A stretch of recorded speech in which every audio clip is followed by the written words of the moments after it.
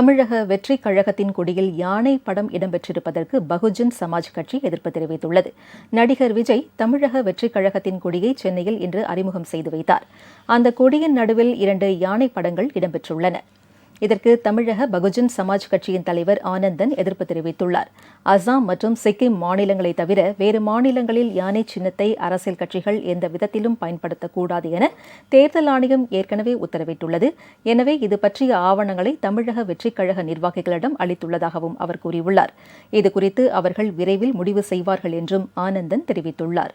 யானை சின்னத்தை அசாம், சிக்கிம் தவிர வேறு எந்த மாநிலத்திலும் எந்த அரசியல் கட்சிகளும் அங்கீகரிக்கப்பட்ட அரசியல் கட்சிகள், அங்கீகரிக்கப்படாத அரசியல் கட்சிகள், மாநில கட்சிகள் மற்றும் தேசிய கட்சிகள் யாரும் யானை சின்னத்தை எந்த வடிவத்திலும் பயன்படுத்தக்கூடாது என்று தேர்தல் கமிஷனுடைய உத்தரவு உள்ளது. எங்களுடைய கட்சி தலைமை, மத்திய தலைமை அந்த கட்சியுடைய தலைமையுடன் நேரடியாக தொடர்பு சொல்ல வைக்க சொன்னார்கள்.